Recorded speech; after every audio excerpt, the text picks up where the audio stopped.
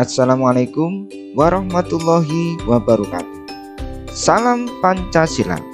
Halo semuanya, apa kabar kalian hari ini? Semoga semua dalam keadaan sehat walafiat, tiada kurang suatu apa. Nah, kali ini sobat, kita akan belajar masih pada bab yang pertama, yaitu dinamika penerapan Pancasila.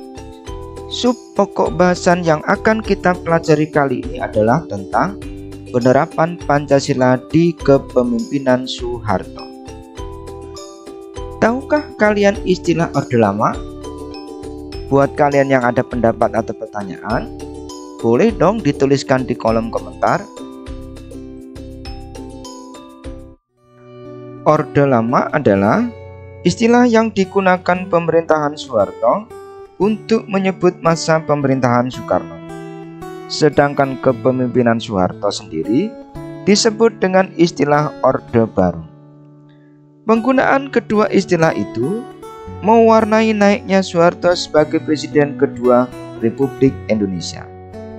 Soeharto mulai memimpin negara setelah diangkat oleh MPRS sebagai pejabat Presiden Republik Indonesia melalui ketetapan nomor 33 tahun 1967 pada 22 Februari 1967. Hal tersebut berlangsung hingga dipilih secara resmi oleh MPR setelah diselenggarakannya pemilu. Bila tantangan pemerintahan Soekarno adalah menegakkan kedaulatan negara dan menyatukan seluruh elemen bangsa, tantangan pemerintahan Soeharto adalah membangun stabilitas politik dan kesejahteraan rakyat melalui penerapan Pancasila dan Undang-Undang Dasar Negara Republik Indonesia tahun 1945 secara murni dan konsekuen. 1. Demokrasi Pancasila. Demokrasi terpimpin di masa pemerintahan Soekarno dinilai merupakan salah satu bentuk penyimpangan dari penerapan nilai-nilai Pancasila. Soeharto mengubah demokrasi terpimpin tersebut dengan demokrasi Pancasila untuk menjalankan pemerintahannya sebagai koreksi atas penyimpangan penerapan Pancasila yang terjadi sebelumnya. Demokrasi Pancasila dijanjikan menjadi penawar berbagai masalah terdahulu yang membuat sendi kehidupan berbangsa dan bernegara menjadi rusak. Janji-janji itu disampaikan oleh Soeharto dan mendapatkan dukungan besar dari berbagai golongan serta rakyat Indonesia. Soeharto dianggap dapat membuat kondisi negara menjadi lebih stabil dalam waktu singkat setelah memberantas G30 SPKI. Kekuatan demokrasi Pancasila dalam pemerintahan Soeharto mengandalkan pada militer yang saat itu disebut ABRI atau Angkatan Bersenjata Republik Indonesia yang menjalankan peran dwifungsi. Selain menjalankan peran militer, ABRI juga terlibat dalam kegiatan sosial politik masyarakat. ABRI ditempatkan sebagai penjaga utama tegaknya nilai-nilai Pancasila dan Undang-Undang Dasar Negara Republik Indonesia tahun 1945. Selain menggunakan peran militer, pemerintahan Soeharto juga membentuk kekuatan politik yang disebut golongan karya atau Golkar yang menjalankan fungsi sebagai partai politik. Pada tahun 1971, pemerintahan Soeharto menyelenggarakan pemilihan umum yang diikuti oleh 10 peserta, yaitu Golkar dan 9 partai. Setelah itu, Orde Baru menyelenggarakan 5 kali lagi pemilu, yaitu pada tahun 1977, 1982, 1987, 1992, dan 1997. Mulai pemilu 1977, hanya ada 2 partai yang boleh ikut serta berkompetisi dengan Golkar, yaitu Partai Demokrasi Indonesia atau PDI dan Partai Persatuan Pembangunan atau P3. Sehingga semua partai yang ada harus bergabung ke dalam PDI atau P3. Pembatasan partai politik tersebut dikritik beberapa pihak sebagai cara Soeharto untuk mempertahankan kekuasaan. 2. Pembangunan ekonomi. Salah satu penerapan Pancasila di masa pemerintahan Soeharto yang dianggap berhasil adalah dalam pembangunan ekonomi. Untuk pembangunan ekonomi tersebut, Soeharto mengenalkan gagasan trilogi pembangunan yang berisi pemerataan pembangunan, pertumbuhan ekonomi, dan stabilitas nasional. Pembangunan ekonomi untuk meningkatkan kesejahteraan rakyat dilakukan melalui rencana pembangunan 5 tahun atau REPELITA.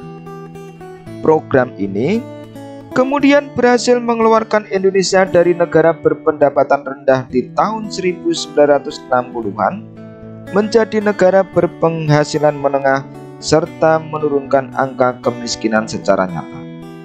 Bahkan pada kepemimpinan Soeharto, Indonesia mampu mencapai swasembada beras dan dijadikan contoh banyak negara di dunia dalam menjalankan pembangunan.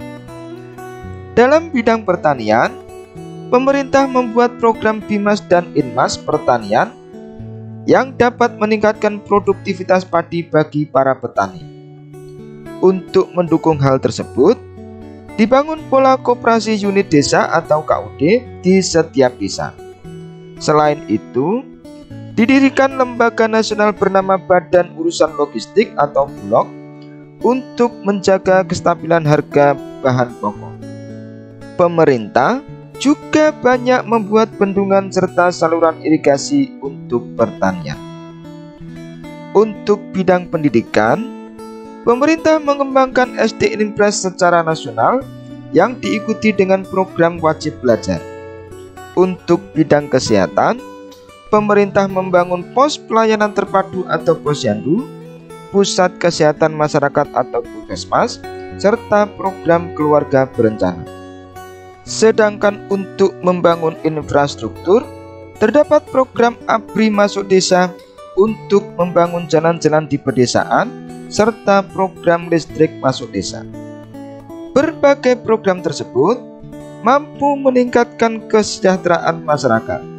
Namun, meningkatnya ekonomi Indonesia tersebut juga diwarnai dengan meningkatnya praktik korupsi, kolusi, dan nepotisme atau KKN yang menimbulkan ketidakpuasan masyarakat.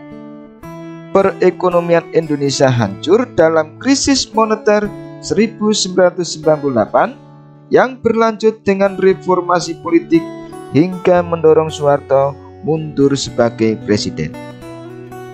3. Program pengamalan Pancasila. Seperti telah disebut di atas, pemerintahan Soeharto menjanjikan penerapan Pancasila secara murni dan konsekuen. Maksudnya adalah menerapkan Pancasila sebaik-baiknya menurut pemerintahan Soeharto.